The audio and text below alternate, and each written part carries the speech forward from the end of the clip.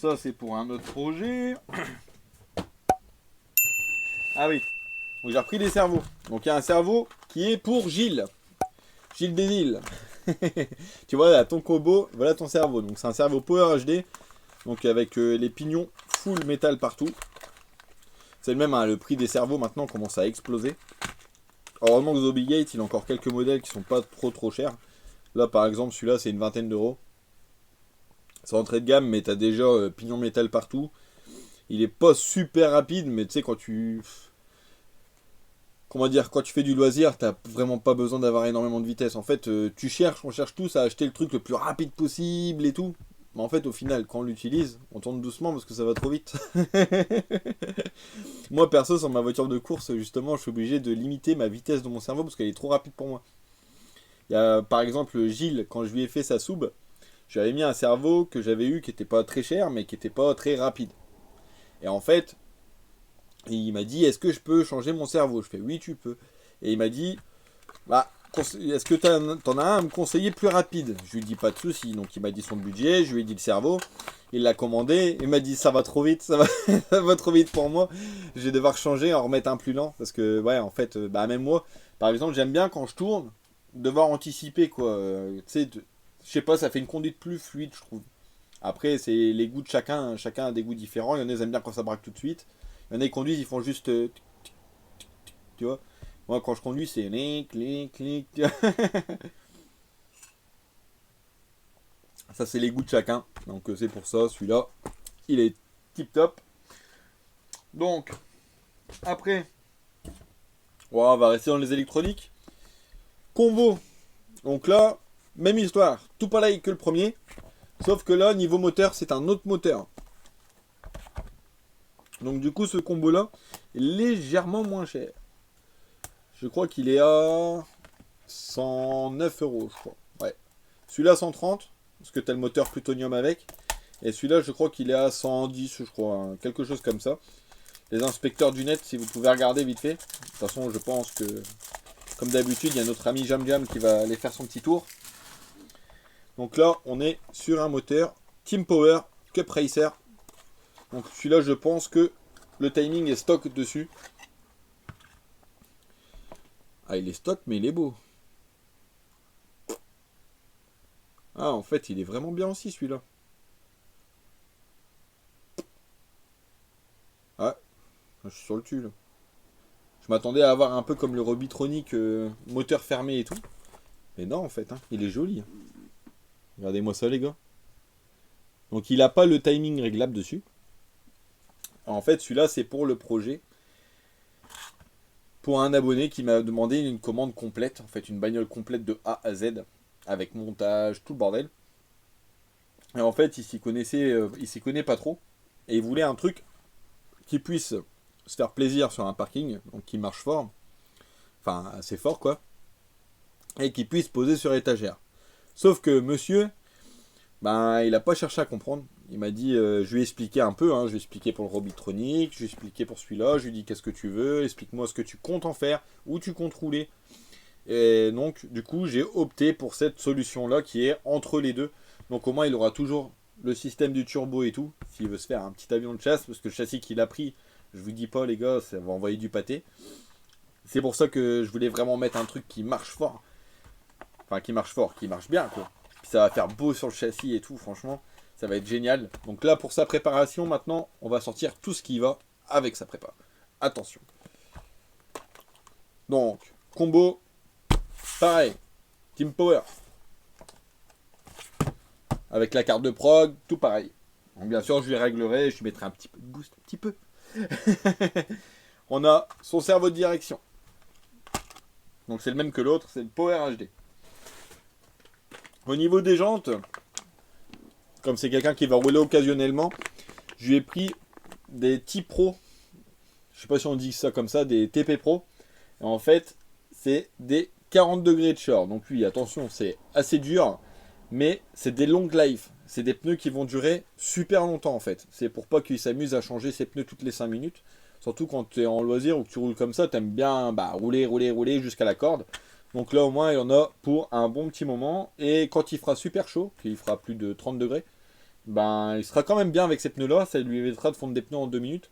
Là au moins il a de quoi rouler pas mal de temps. Puis en plus, avantage, les jantes sont super jolies.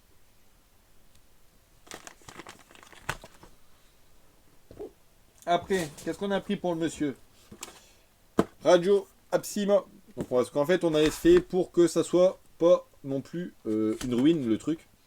Donc là j'ai mis vraiment tout ce que j'aime bien. Bon, par contre la radio Absima là par contre ça je peux pas dire, j'ai pas encore testé de radio Absima. Si j'en ai déjà une ou deux avec des projets des copains que j'ai pas eu de soucis avec. Donc celle-là on verra hein, mais normalement il n'y aura pas de soucis avec.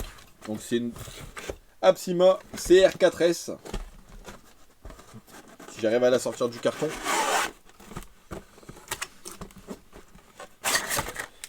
Donc c'est le même. Radio, elle est à 40 € chez Zobigate. On va la mettre là. Alors, le récepteur. Comment on ouvre ici? J'avais pas envie de déglinguer le truc quoi. Bon, on va faire le bourrin. Voilà. Qu'est-ce que j'ai fait tomber? Ah, c'est la plaque. Hop là. C'était fait la malle.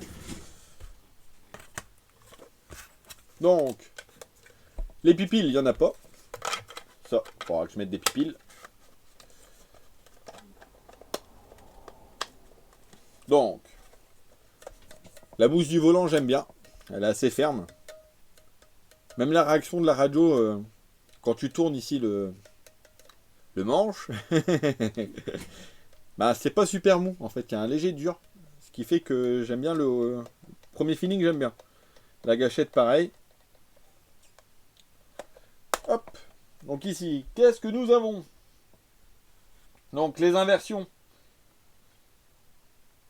Pour la direction à gauche. Pour les gaz en haut à droite.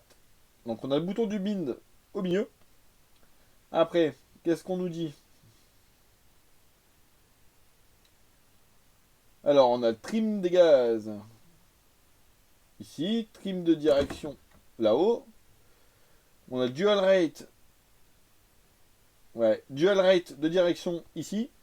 Et là, on a dual rate des gaz. Donc ça, c'est pas mal ça. On va pouvoir brider un peu. Donc là, on peut brider la puissance de la voiture. Donc ça, c'est cool. Ça, c'est une option qui est vraiment pas mal. Surtout s'il veut prêter sa voiture à son fiston, s'il a un fiston. Ça, c'est cool. Donc, et avec, on a aussi le récepteur qui est dedans. Hein. Bon, allez, je vais vous le montrer quand même. Soyons fous. Ça, on n'est plus à 5 minutes. Hein. Ça va se terminer en live, le truc. Alors, par contre, il est tout petit, c'est cool. Donc, récepteur Aptima.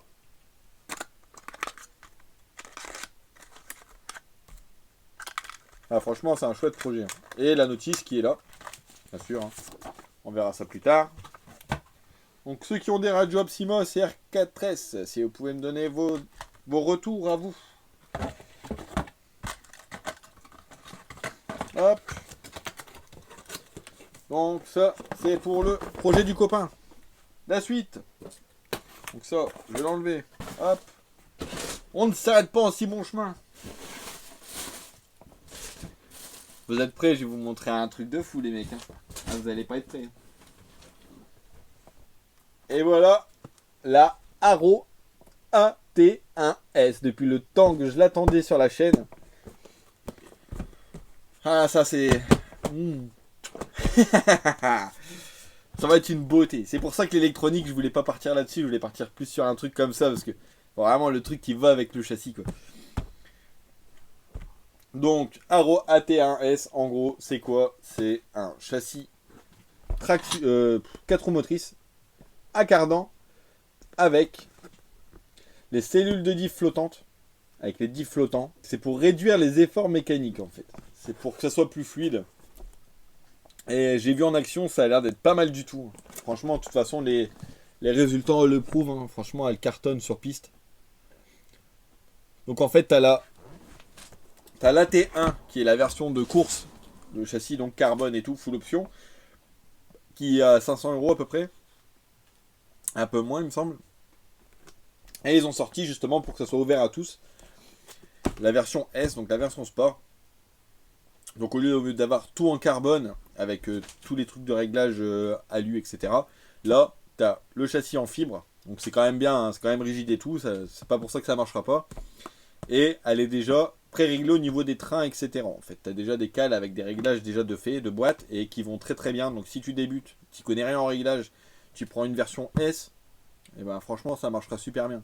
Faut mieux peut-être avoir une version S qui fonctionne bien que la version AT1 tout court où tu connais rien en réglage et tout, tu fais un petit peu, pas du n'importe quoi, mais tu fais ta popote et tu vas rouler avec et tu vas avoir une voiture avec un comportement désastreux. Donc moi je conseille toujours de commencer si tu débutes par une version sport et seulement après passer à la version de compète quand tu es vraiment à fond dans le truc et que tu as tout compris.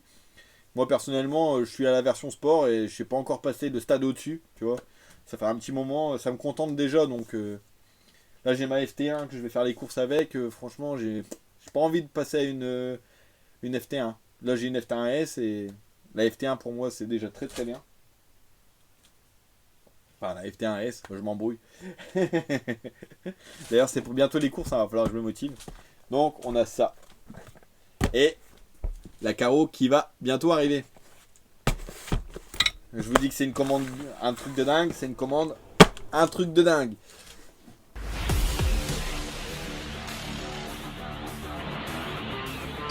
C'est pour améliorer. C'est pour. Try again. PLS, tu vas devoir faire une petite coupure là.